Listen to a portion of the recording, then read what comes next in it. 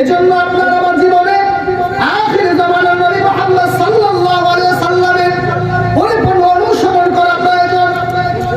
আল্লাহ নবী বিশ্ব নবী রাহমাতুল লিল আলামিনের সাহাবীরা আল্লাহ নবী যে হুকুমগুলো করতেন তারা কলিজা থেকে তাকে মহব্বত করতেন এবং মাথার উপরে সমস্ত হুকুমগুলো নিয়ে তারা আমল করতেন।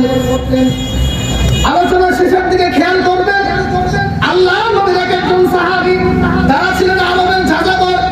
সেই যাযাবর মানুষগুলোর কাছে যখন কোরআন আসলো, হযরত আবু বকর ছিলেন একটা কাপড়ের ব্যবসায়ী, হযরত ওমর ছিলেন একটা ছাগলের রাখাল। কিন্তু জমিনের ভিতরে যখন কোরআন আসলো আর তারা যখন কোরআনের অনুসরণ করলো, আপনার নবী মুহাম্মদ সাল্লাল্লাহু আলাইহি ওয়াসাল্লামের অনুকরণ যখন করলো, রব্বুল আলামিন একজন সাহাবীকে तमाम পৃথিবীর জমিনে নক্ষত্র রাতের চাইতে দামি বানিয়ে দিয়েছেন। সুবহানাল্লাহ। আপনার আমার নবী মুহাম্মদ সাল্লাল্লাহু আলাইহি সাল্লাম হাদিসে পাকের ঐতিহাসিক বর্ণনার ভিতরে বলেন, আস-সাহাবী কান নুজুম ইকতাদাইতুম ইহতাদাইতুম।